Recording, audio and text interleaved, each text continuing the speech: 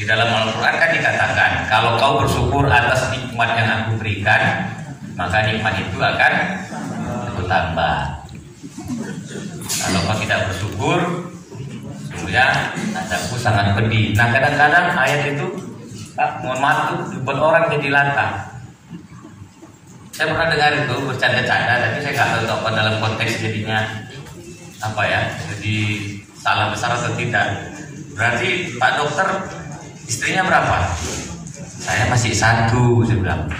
Saya masih satu, saya bilang. Saya nggak bilang istri saya satu, masih satu. Kan tak tahu kita rezeki ke depan macam mana. Masih satu dia. Berarti Pak Dokter termasuk orang yang belum bisa dulu keluarga kita. Apa tadi? Waalaikumsalam. Selamatkan dirimu dan kalau kita masing-masing tingkat rumah tangga bertanggung jawab memperbaiki rumah kita, anak kita, keluarga kita, nanti akan meningkat di tingkat RT akan menjadi baik. RT dulu apa RW? RW ya. RT RW. Habis itu tingkat RW akan menjadi baik. Tingkat kelurahan akan menjadi baik. Meningkat kecamatan, meningkat kabupaten atau kota madya. Nah sekarang ini kita ini peran itu pun belum bisa kita jalankan secara maksimal. Maaf bukan mengevaluasi cara mendidik orang tua. Ini refleksi Bu ya, kan termasuk kemerdekaan. Saya dulu waktu kecil-kecil, nanti tanya Ustaz Ahyar atau itu ada tutup masa itu Faisal itu. Saya termasuk waktu kecil yang hilang kemerdekaannya. Tapi setelah saya sadari, karena hilangnya dulu kemerdekaan itulah, maka mungkin saya syukur alhamdulillah bisa seperti ini. Kenapa? Saya dulu waktu kecil itu udah pura-pura tidur siang pun pulang sekolah biar nggak ngaji sore. Tiba-tiba ibu saya megang sapu ketepak ke pantat saya. Ngaji kau? Ngaji.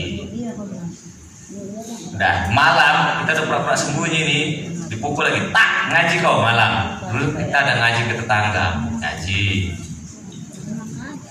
Nah maghrib kalau udah nggak pulang terlalu asik bermain, udah habis lah itu. Jadi dulu saya termasuk saya rasakan kecil kemerdekaan saya nggak ada. Saya penuh teror dan ancaman waktu kecilnya. Iya. Ekonomi. Nah, konon ceritanya Bapak Ibu, 20 orang terkaya di Indonesia itu memiliki 80% kekayaan kita. Jadi kita yang ratusan juta ini orangnya ini nggak ada apa-apanya harta kita kalau dikumpulkan dibandingkan cuma yang 20 orang itu. Ya. Kemudian, nah ini sekarang kita harus jujur, kan kita ini mengevaluasi ini. Udah kita capai nggak ini? Akses pendidikan berkualitas. Sekarang, Bapak Ibu, terus terang saja, saya kan dokter. Anak saya kebetulan masih bisa saya arahkan jadi dokter. Tapi, maaf, beribu maaf, kalau ekonomi kita di level menengah ke bawah, zaman sekarang sulit bercita-cita jadi dokter. Sulit. Kenapa? Karena kuotanya itu sudah dibagi-bagi. Ada yang lulus apa namanya SPMB apa UKB apa itu hanya kadarnya sedikit, mungkin 10%. Nanti ada jalur undangan. Keundangan itu orang-orang bergengsi, wali kota, bupati, orang-orang kaya, jalur mandiri, kelas internasional. Jadi orang yang bisa masuk itu kalau dia orang yang nggak berduit, betul-betul orang yang harus pintar. Kalau kayak saya dulu, bapak saya guru, ibu saya guru, ya Bapak Ibu, saya sudah jalan ke seluruh provinsi di Indonesia ini. Ya. Memang betul kalau Islam itu adalah rahmatan lil alamin. Itu ibu mau ragu. Mau ragu. Kalau ada orang bilang Islam itu teroris, dia yang teroris itu. Saya sudah pernah melihat sebuah perkampungan di Ambon yang mayoritas penduduknya itu Islam.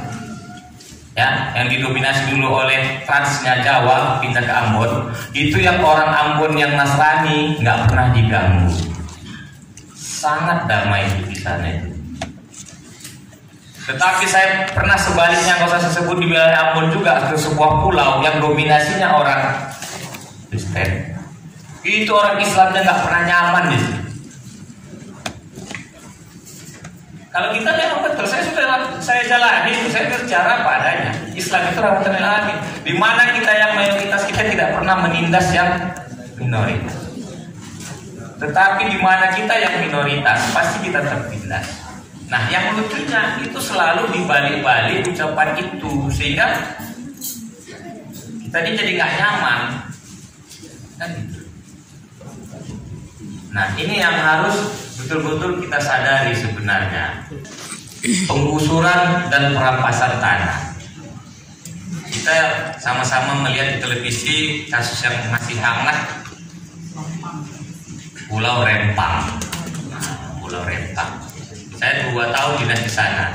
Jadi sebutan Barelang itu, Bapak Ibu, Batam, Rempang, Galang.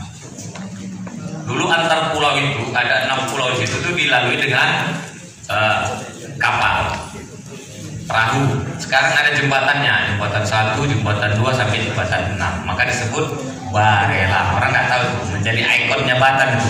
Batam, Rempang, Galang. Nah, yang menjadi permasalahan seperti kayak di Batam sana itu saya tahu persis. Di Batam, otorita Batam itu mengklaim tidak ada kepemilikan tanah itu milik individu. Hampir sama kayak negara di Vietnam. Semua itu adalah milik negara. Perdebatan dan perselisihan itu sekarang, ya Ibu, ini kan informasi ya, silahkan menakar dengan porsinya masing-masing. Saya hanya menyampaikan mana dahuluan masyarakat Melayu kuno itu hidup atau otorita Batam dibentuk. Kalau salah kita bilang negara Indonesia. Nah itu kenapa kok hak mereka itu bisa dilikuidasi. Nah itu yang sekarang menjadi perdebatan, kan masih hangat itu.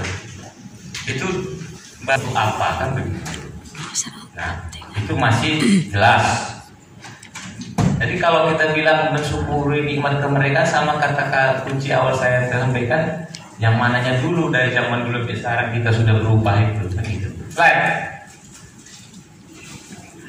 Nah kalau kita lihat kesenjangan ekonomi, Bapak Ibu yang hadir di sini tahu nggak pembuangan sampah akhir Sumatera Utara Kota Medan ini di mana?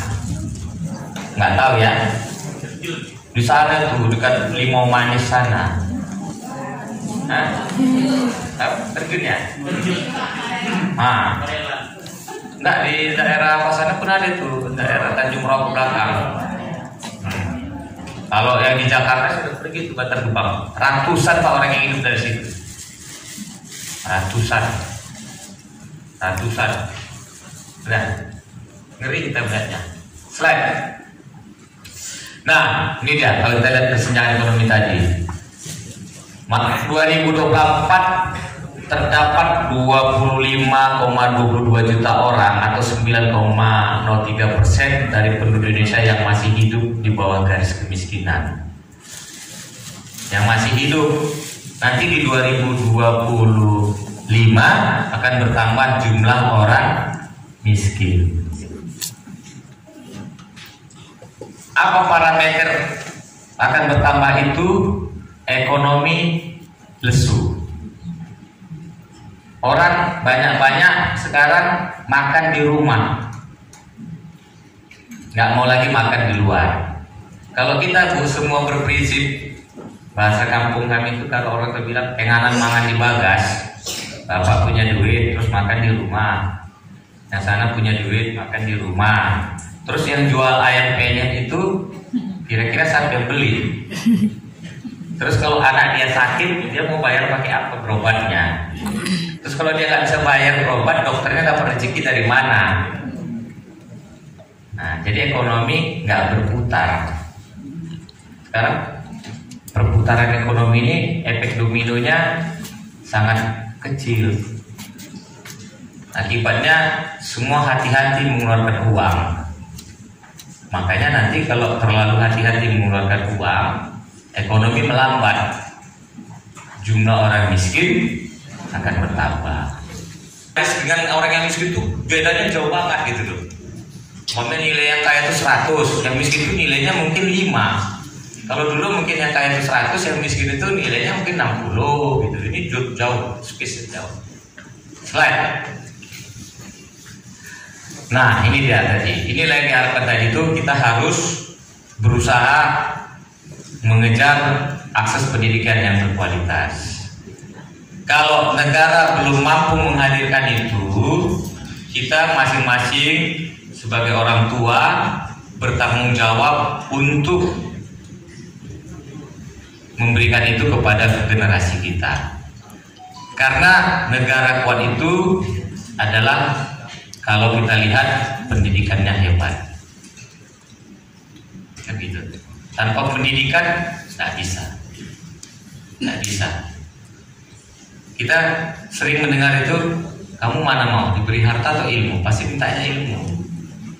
Kalau harta habis, kalau ilmu tidak, ilmu bisa berkembang. Slide. Nah, ini dia aksesnya tadi. Kalau kita lihat, meskipun kebijakan pendidikan telah mengalami berbagai pembaruan, angka partisipasi kasar pendidikan tinggi masih mencapai 39,37%, di bawah rata-rata global 40%. Berarti kita kalau di generalkan seluruh dunia ini, kita pun masih di bawah angka kita, masih 39, yang mereka tuh 40. Ya, kemudian lagi lebih rendah dibandingkan dengan negara-negara seperti Malaysia yang mencapai 43, Thailand 49. Kalau Singapura nggak usah tanya lagi, 91%. Kita masih jauh. Slide. Nah, kalau perbandingan tingkat pendidikan negara ASEAN, nah ini kalau kita lihat, kita Indonesia itu berada di peringkat 5. Dengan ASEAN saja kita belum bisa menjadi juara, padahal sumber dayanya kita yang paling banyak, orangnya kita paling banyak, alamnya kita paling kaya, begitu. Orang pintarnya pun kita paling banyak. Bahkan kalau kita lihat sejarah itu, Singapura itu ternyata pencipta lagu kebangsaannya sendiri orang Indonesia. Rata-rata orang Indonesia ternyata dari sana. Nah, inilah isu yang paling sensitif. Nah, saya harus mengingatkan biar Islam ini tidak semakin diganggu dalam bernegara dan kita bisa hidup nyaman. Saya minta kita semua ini jangan mudah terprovokasi. Nanti framingnya, statementnya itu orang Islam ini teroris, orang Islam ini susah diatur. Padahal kita dari awal itu sudah meyakini bahwasanya kita adalah rahmatan lil alamin. Begitu. Nah, syukur nikmat dalam perspektif sosiologis, ketika masyarakat Indonesia merayakan kemerdekaan dengan penuh rasa syukur. Mereka memperkuat ikatan sosial dan membangun rasa kebersamaan. Ya, ini dia tadi. Salah contohnya kita harus peduli dengan tetangga kita. Kalau Islam itu kan lengkap kali itu.